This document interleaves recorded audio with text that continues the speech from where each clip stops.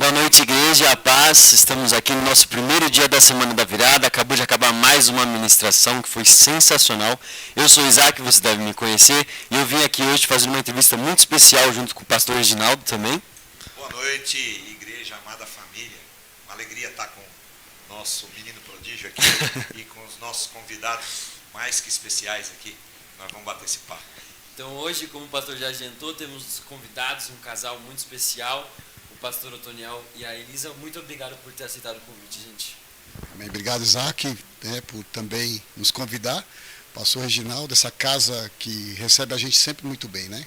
Eu me sinto em casa. Boa noite, Deus abençoe, um prazer estar com vocês. Que legal, sensacional.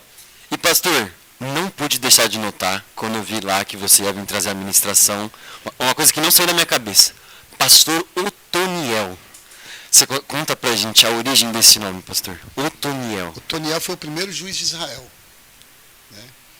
E o significado é leão de Deus.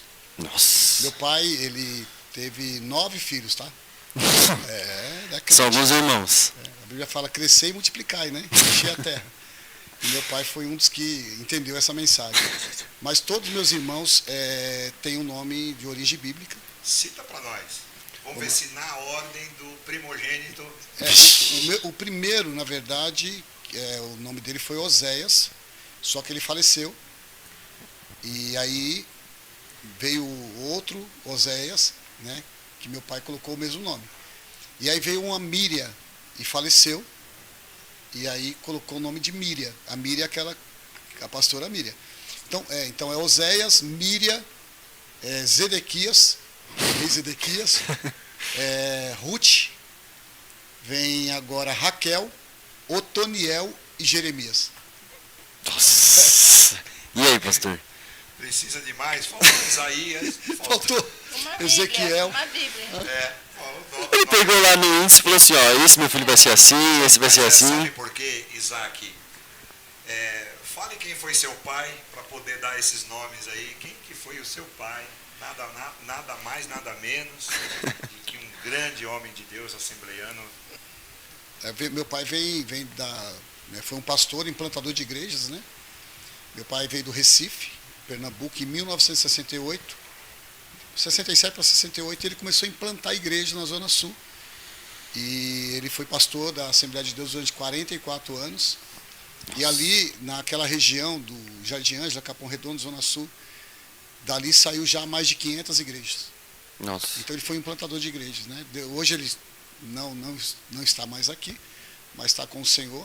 Mas deixou um grande legado para a gente aí, né? Meu pai era eles falavam que meu pai era um homem bíblia.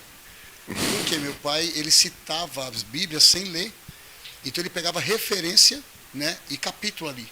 Então se ele fosse falar do Espírito Santo, ele ia pegar todas as referências bíblicas do Espírito Santo. Origem, ação do Espírito Santo no Velho e no Novo. E o Senhor dava para ele essa clareza. Ele era um mestre mesmo da palavra, meu pai. Nossa. Qual é o nome do seu pai? Pastor Luiz. Pastor Luiz. Lendário Pastor Luiz, então. É isso aí. E pastor, queria conversar um pouco também hoje, para a galera que está em casa, quem assistiu, né, hoje a nossa ministração, quem não assistiu, conversar um pouco sobre o que você falou lá. E, eu peguei e falei assim, ó, hoje é o meu dia. Peguei e anotei todas as coisas possíveis que tinha, porque eu não queria deixar nada passar. E teve algumas dúvidas que surgiram em mim e também acredito no pastor que estava acompanhando. E falando sobre a ministração hoje, eu fiquei pensando, falei, caramba, no terceiro, quarto ponto, você fala sobre obedecer. E uma coisa muito legal que você falou foram os frutos da obediência, o que a obediência nos traz. E aí isso é muito louco, porque a pessoa, ela olha a obediência como algo não benéfico, porque ela vai ter que ceder aquilo que ela quer fazer para fazer o que Deus está mandando. E a pergunta que eu fiquei é, poxa, e o que a pessoa que deixa de obedecer a Deus está perdendo? Ela perde tudo, na verdade. Ela não perde uma parte, ela perde tudo. Eu sempre falo que a obediência traz um futuro de paz, tá? Você quer ter paz, quer ter abundância, né? Quer viver as promessas de Deus, tem que obedecer, né? Geralmente o pessoal fala, é melhor obedecer do que sacrificar. Para mim, a obediência faz parte mesmo de um princípio do céu para nós aqui como filhos, né? Então, quem não obedece, de fato, ele vai estar vivendo uma vida, sabe, de decadência, não ganha, não conquista, seja jovem, adolescente, criança. Né? A obediência tirou Adão do Éden, né? A desobediência. Né? A desobediência faz com que Jonas, né, é lançado de um barco, de um navio, né? E tem um prejuízo enorme para quem estava com ele. Então, a desobediência não é um prejuízo só para quem desobedece. É para quem também anda com desobediente. Andou com desobediente, está debaixo também de uma maldição terrível. Não, é verdade. Verdade. E eu estava lembrando também a obediência de Abraão, né? Sim. Como alguém que precisou andar às cegas. Eu também costumo dizer que obedecer é andar às cegas. Né? Porque, por exemplo, no caso de Abraão, ele não tinha bússola, ele não tinha mapa de viagem, ele não tinha Waze. E Deus falou, sai daqui e eu vou te enviar para um lugar que eu ainda te mostrarei. E ele simplesmente foi, obedeceu. Né? E sabemos dos desdobramentos da obediência dele, né? Na história de Israel, ele como patriarca. Então, a obediência sempre traz proteção também, né, pastor? Muita. Nossa. Andamos debaixo dessa palavra. Com certeza. Isaac, você é um jovem, né? Uhum. E o maior desafio hoje do jovem é entender esse princípio da obediência, né? A gente está numa era de muita informação, tecnologia, uma mente rápida. Então, o jovem hoje, ele tem a tecnologia na mão dele e dentro do cérebro dele. Então, ele pega muita informação, é muito rápido. Então, o que acontece? Há questionamentos, há debate, o processo é rápido, né? Então, assim, hoje nós somos uma geração justamente para poder estar debaixo mesmo de quem sabe o significado da obediência, para eles aprenderem sobre a obediência, para não perder o que Deus tem para essa geração, tá? Porque eles são muito rápidos, tá? Uhum. Então, a falta de obediência gera desonra, deslealdade, tá? E eu falo que quando você aprende a obedecer, você aprende a honrar. E isso é um princípio de Deus. Honra o teu pai, honra a tua mãe, né? Honra os teus pastores, está lá em Hebreus 10, porque ele cuida de você. Né? Quando você está dormindo, ele tá velando pela tua alma. E aí esse princípio é muito importante. Por isso que hoje a gente fala muito de paternidade. Paternidade de Deus, paternidade espiritual, paternidade biológica. São os 3 pilares fundamentais para poder, de fato, trazer essa vida de paz para aqueles jovens que estão procurando aí uma moça, um moço, né? E de fato, né? Sim. Tanto é que eles perderam a expectativa, né, daquele glamour de uma moça, de um moço, né? Porque eles estão mesmo numa vibe rápida, numa tecnologia rápida, num pensamento rápido. Tanto é que muitos não querem estar debaixo de obediência. O pai fala, questiona, né? É ou não é? A maioria dos filhos hoje, quando o pai ele pede algo para o filho e ele pede em amor, o filho debate, porque está justamente nessa questão hoje aí de desobediência. O mundo está em desobediência. Sim. Então, se o mundo está em desobediência, gera perto das pessoas desobediência, né? E uma frase que você falou hoje, que é o que você está falando, sobre a distração, o distraído não vence guerras. Isso é sensacional, porque ele está tão distraído que ele não sabe nem que ele tem que obedecer. Se a questão fosse ouvir o que Deus falou e não vou obedecer, era uma coisa. Agora o cara não sabe nem o que Deus falou para eles ter a opção de obedecer ou não, né? Nossa. E também falando sobre a administração hoje, foi muito falado sobre o testemunho da sua esposa, que está aqui com a gente hoje, e você falou muito sobre como a obediência foi importante durante todo o processo em que você esteve do lado dela. E eu queria perguntar para você diretamente, como foi para você se segurar na obediência durante o que você estava vivendo, porque ele estava ali vivendo com você, mas ele não estava nas suas lutas, ele estava nas lutas dele. E como foi para você, como foi se segurar nessa obediência no Senhor durante esse processo? Então, para mim, foi um desafio muito grande, né? Porque por um bom pedaço do caminho, eu nem tenho consciência, porque eu não tenho memória, né? Então, eu lembro depois do coma, que eu fiquei mais de 60 dias, quase 70 dias em coma. Então, eu não tenho memória disso. Então, eu tenho no pós, né? Foi quando eu retornei do coma, mas mesmo assim com com a mente ainda muito bagunçada, mas eu sempre, meu coração estava sempre firmado no Senhor, confiante. Eu não entendia nem o que estava acontecendo, porque a minha mente ficou assim, mexeram tanto na minha cabeça, foram 6 cirurgias, né? Então, eu perdi muita consciência. Mas, quando voltava um pouquinho a minha consciência, eu sabia que o Senhor estava comigo, mesmo sem entender nada.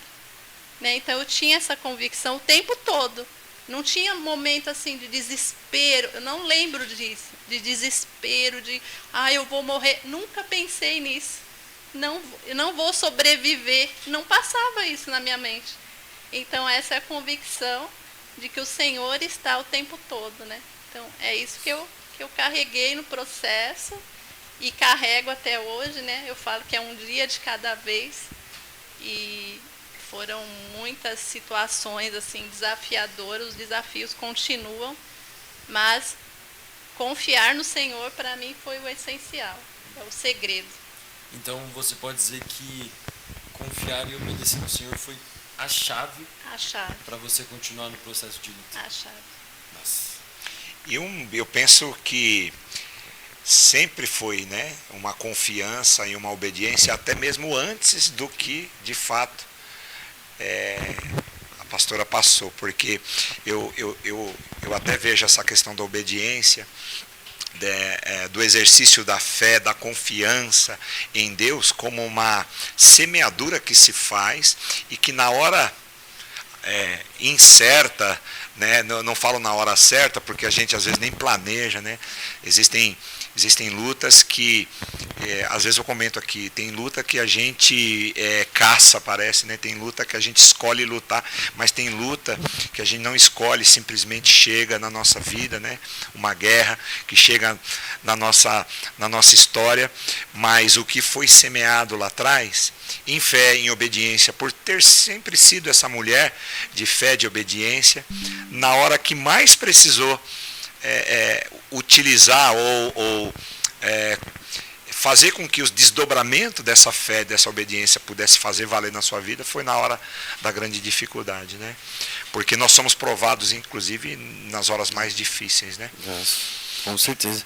E o testemunho também é uma coisa que você, na hora que você está passando, em algum momento você vai questionar. Você vai questionar o que está acontecendo, por que comigo e etc. E uma das coisas que mais fica marcante, além das experiências que você tem com o Senhor naquele momento de luta, como você teve, é o testemunho que você vai dar para a pessoa que está passando algo parecido.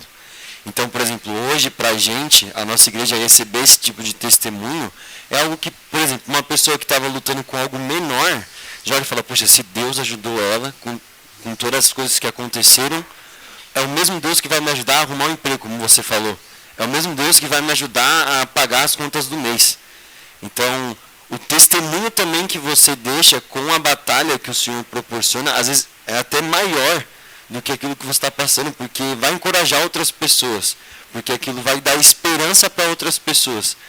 E no momento da batalha, quando vocês estavam lá, quando estavam no hospital orando, você chegou a pensar nisso? Isaac, é o seguinte, eu falo que Deus, quando Deus te coloca para você ser provado por Ele, e aí você tem que entender que você está sendo provado por Ele.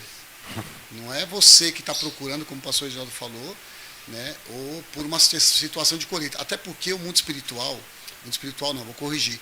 A igreja, quando a gente está passando por luta, muitos acabam simulando como se você tivesse errado, pecado, feito alguma coisa errada e estivesse colhendo, né? E não é verdade isso. A gente entende que Deus nos prepara em meio à guerra, em meio aos desafios, para poder trazer algo maior para você. Só que você não tem ideia desse maior que Deus está preparando. Tá? Então a Elisa, por exemplo, ela nunca foi de reclamar. Ela nunca foi de murmurar. Tá? Ela já teve lúpus. Em 2001, ela teve lúpus. Lúpus é uma doença autoimune que ela não tem cura. Tá? Então o reumatologista diz assim, não tem cura para o lúpus. Então assim, no tempo de oração, a casa do meu pai era a casa de oração, tá? Porque vem lá do berço lá e sempre foi uma casa de oração. E dentro desse processo de oração pela vida dela, Deus cura ela do lúpus. Tá? Então isso é para outro dia, mas ela é do lúpus. É testemunho em cima de testemunho. E aí a Elisa, nesse processo, teve fibromialgia crônica. E não tem cura para fibromialgia crônica. Quando a Elisa voltou agora do coma, Jesus ressuscitou ela, tá? E a gente tem prova disso, que Jesus ressuscitou ela. Dentro dessas paradas cardíacas com embolia pulmonar, porque a embolia pulmonar é justamente quando é interrompido o sangue de ir para o coração. Então ele impede, o coração não recebe sangue, ele não bombeia e morre. Tá? Então é comum até a pessoa ter uma embolia e não morrer. Duas, sabe, já não consegue. Então o que acontece? A Elisa nunca foi de reclamar, de murmurar. Eu sempre vi nela essa pessoa serena, tá? É isso que eu ia falar. Eu sempre vi também uma característica de uma pessoa serena, de uma fala mansa, de uma fala doce. E sempre foi assim? Pastor Reginaldo, sempre foi assim. Elisa, nós conhecemos em 94, né? E em 95 a gente ficou noivo, casamos. Eu sempre fui muito agitado, né? E aí em casa, imagina só, Isaac, é o contraste aí. 9 pessoas, nordestino, uma mãe nordestina, tá? Uma líder, executora, ok? Imagina ela falando com os filhos. Então era tudo alto, né? Chamava Miel, tudo alto. Então, quando eu casei, tudo eu falava alto. Não é porque eu estava brigando, porque... E eu chorava. Porque eu achava que ele estava brigando comigo. Então ela chorava.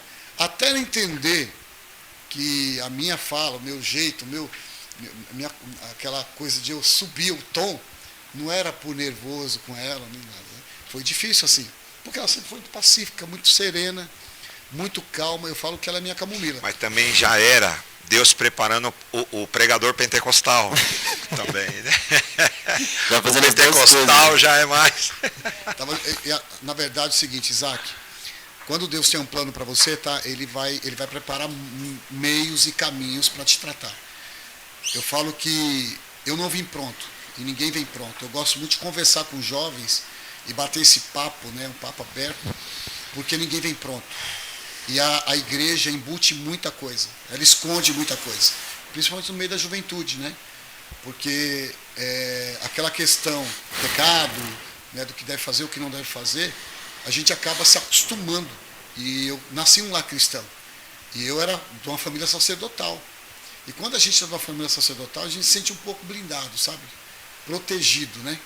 Então aquela coisa, nada vai acontecer comigo, Satanás não me toca, né? Meu pai ora por mim, minha mãe ora por mim, né? Eu tenho unção, né? E a gente vai seguindo essa caminhada. E aí a gente acha que a gente pode ter a vida que a gente quer. E Deus não quer que a gente tenha a vida que a gente quer. Ele quer que a gente perca essa vida para ter a vida que Ele preparou para a gente. Então, o processo que eu vivi, lúpus, a Elisa é estéreo, porque a Elisa foi estéreo. Tá? Foi constatado pelo médico de reprodução humana, que ela não podia ter filho. Tudo isso foi me moldando, foi moldando o Otoniel. Tá? O lúpus, a endometriose, a questão dela ter aí fibromialgia. A fibromialgia no meu casamento tinha dia que eu não podia tocar nela. Tá? Então assim, eu sempre fui um jovem muito ativo. E Deus me levou para ser moldado, para matar o Otoniel, tá? Para nascer o Otoniel que Deus planejou para esse Otoniel de hoje, tá? Então, Deus não perde para o inferno. Eu falo direto, Deus não perde para o inferno. Ele vai te apertar aqui, ele te coloca ali, mas ele não perde para o inferno. Então eu falo para ela, Elisa, eu falo para ela, você foi o instrumento de Deus, né, para sofrer, para me moldar. E ela sofreu muito para me moldar. Deus colocou um amor tão grande, Isaac, dentro de mim, pela vida dela. Tá? E eu falo pela vida não é porque ela passou por provações. Não. É pela vida dela mulher, pela vida dela mãe, pela vida dela ser humano. Conduta, caráter, o jeito dela. E eu falo, Elisa, se fosse outra mulher, não tinha dado certo. Né? E não tinha me moldado para ser esse homem. Se fosse outra, você ia dizer, eu não ia querer. Não ia querer, não? Não ia querer. Pronto. Elisa, e para a gente finalizar, eu queria fazer uma pergunta para você também.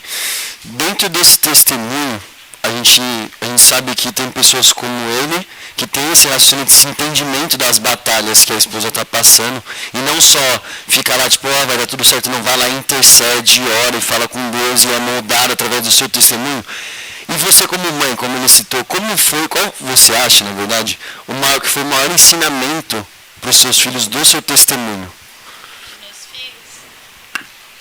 Então, para os meus filhos, na verdade, foi assim o que me emociona falar dos meus filhos.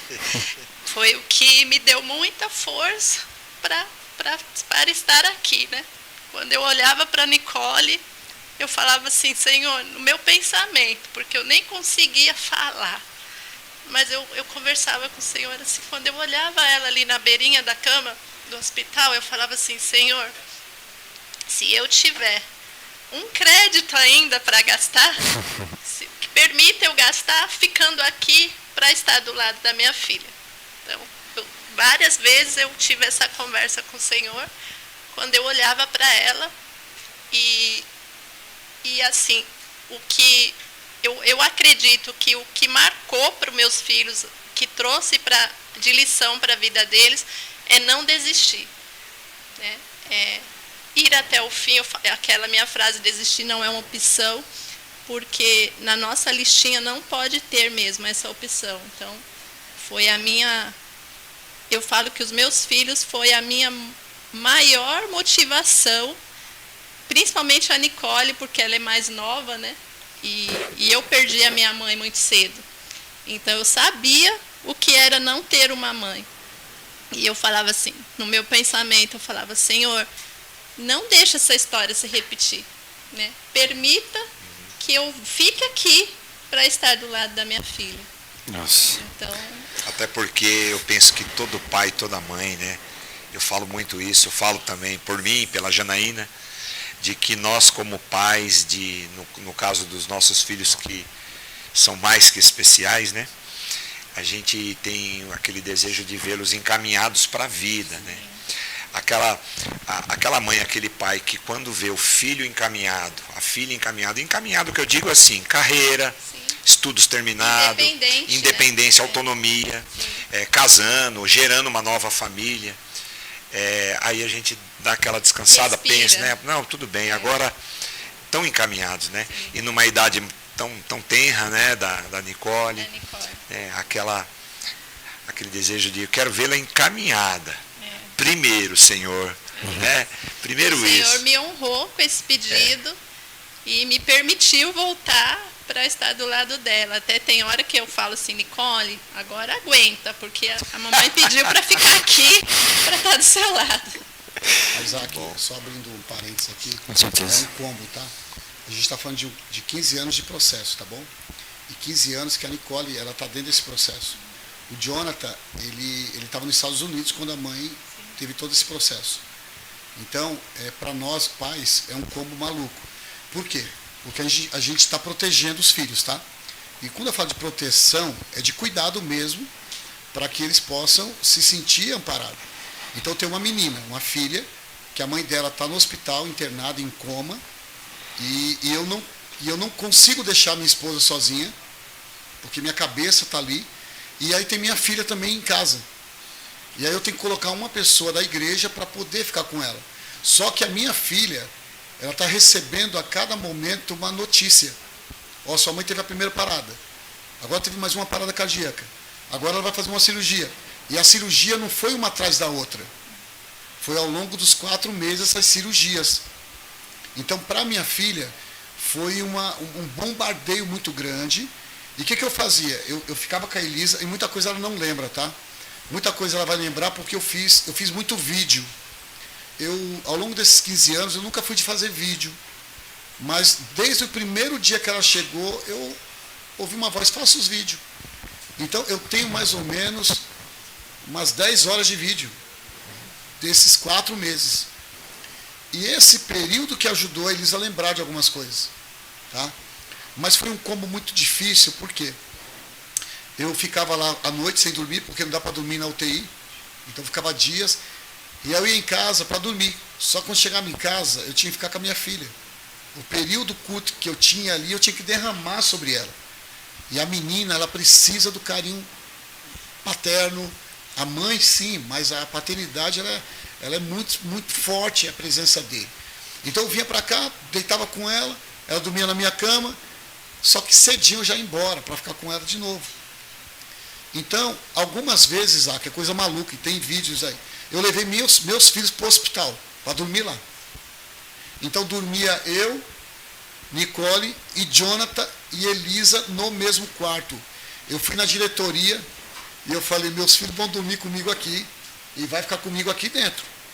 E eles permitiram os meus filhos ficarem com a gente lá. Então, no período que ela saía da UTI, eu levava a Nicole para ficar comigo no hospital. Aí de manhãzinha eu levantava e eu levava a Nicole lá da Paulista até Santo Amaro, tá? E aí e voltava e depois buscava ela de novo para ir para o hospital. Então ela fazia a lição dentro do hospital. O Jonathan passou por isso também, mas é um combo muito difícil, tá? De você ter esse equilíbrio emocional, espiritual, de ter o equilíbrio de pai, de mãe, essa questão de lavar roupa, passar roupa, limpar a casa, ir trabalhar, ficar um pouquinho na empresa. Eu tenho uma empresa junto com ela há 30 anos. Mas eu falo que o sócio majoritário lá da empresa é o Senhor. Eu cheguei a ficar quase um ano sem ir na empresa direito. Você já viu isso? Não. E a empresa está de pé? Nossa. Então, assim, a gente entende uma questão que Deus move para trabalhar. Mas esse combo de dor, de ver a filha crescendo, e não tem como entrar numa guerra e não se ferir, tá? Nicole, ela teve bombardeios emocionais por um período. Então, assim, meu filho também. Hoje ele veio dos Estados Unidos, está aqui. Tá? E nesse período, ano passado, eu não vim para cá ministrar. Por quê? Porque o Jonathan teve um acidente lá nos Estados Unidos. E ela teve que ir sozinha daqui, sem poder ir. E saiu daqui e foi sozinha para os Estados Unidos. Deus preparou de vir nesse ano para cá para contar todo esse testemunho aí, viu? É muita coisa. E ano passado foi o André, o sobrinho dele, aquele que ministrou louvor, o pastor André, que teve aqui com a gente. E o Toniel estava nos Estados Unidos. Pastor, não vou poder atender, estou cuidando do John aqui também. Então, assim, diante disso tudo, né, Isaac, é exemplo de fé, de perseverança. Vocês, para nós aqui, são motivacionais na fé, né, para nós aqui. Com certeza. Eu, assim, a despeito de toda dor, de toda tristeza e tudo que passaram, né, toda a preocupação, angústia, mas o Senhor sempre conduzindo vocês, é notório nisso, por onde vocês passam, com quem vocês conversam, a palavra de muita verdade, né, de quem vivenciou tudo isso. E para nós um presente nessa noite aí. Sensacional. Uma coisa, eu não tive problemas emocionais, tá? Assim, ataques de desistir, de ficar em pânico. Mas existe uma coisa importante, tá? Prestação de conta. A prestação de conta cura. E está aqui um amigo, um pastor, que ele sabe disso. A minha prestação de conta. Porque a gente não somos de pedra, não somos anjos, nós somos seres humanos. Tá? E você sabe como você vence as batalhas? Todas as áreas? Abrindo o coração, prestando conta. Sim. Tá? Então o pastor Reginaldo, ele é a pessoa que eu presto conta. Tá? Eu falava, pastor, eu preciso conversar. Ele saía daqui e a gente pegava uma sala lá, né, abrir uma sala no quarto andar lá, né, que era vazia aquela sala, tinha um sofá, e ali a gente conversava e abria meu coração. E eu falo o seguinte, é na prestação de conta que Deus molda as imperfeições. Deus corrige, sabe, os nossos erros. Então, eu tenho o maior prazer de poder dizer o seguinte, eu não tive dificuldade em abrir o meu coração e não querer mais o orgulho na minha vida. Há muito tempo, eu falo para ele, há muito tempo eu não sei o que é orgulho dentro de mim. Se for necessário, eu peço perdão, me humilho, né? Eu e minha esposa, nós temos uma conversa muito franca de tudo, tá? De erros e acertos. Eu não tenho vergonha de dizer eu errei, eu falhei aqui, sem problema nenhum, tá? Porque eu sei que eu estou fechando uma porta, sabe, uma legalidade onde o inimigo não tem mais vez. Então, nosso casamento, ele não é blindado. Não. Nosso casamento é abençoado por Deus. E ele é guardado pelo Senhor, é diferente. Sim. Tá? Ele guarda todo dia, mas essa prestação de conta, de saber que eu não caminho sozinho, tá? Que eu não tomo as decisões sozinho, não dá para fazer isso. Então, nesse processo de 4 meses, o pastor Reginaldo, né, um amigo mesmo, eu falo como um amigo, como pastor aí, para poder cuidar de mim como ovelha, tá? Porque pastor também é ovelha. Com certeza. Então, isso é fundamental para me poder falar. Não tem como caminhar sozinho. Sensacional. Pastor Otoniel, pastor Reginaldo, Elisa, sensacional essa conversa que a gente teve hoje. Infelizmente a gente vai ter que encerrar. Nosso tempo já explodiu, estourou, mas foi sensacional, eu agradeço vocês. O recado principal para as pessoas que perderam hoje foi: olha o testemunho que vocês perderam. Não tem como você ficar de fora de nenhum outro dia da semana da virada. Esse foi o primeiro dia. O primeiro dia foi esse testemunho, uma palavra sensacional do pastor Otoniel. A gente pode ter essa conversa também depois aqui da administração. Então você que perdeu hoje, venha amanhã, venha na quarta, venha essa semana, porque hoje foi só o primeiro dia. Obrigado por quem está ouvindo a gente aí de casa, quem está escutando isso agora. Eu gostaria de agradecer ao pastor Otoniel e sua esposa por terem topado, participado, virem aqui ministrar na nossa igreja. Gostaria também de agradecer ao pastor por estar aqui com a gente. E é isso, não percam, venham, está sensacional. Obrigado, gente.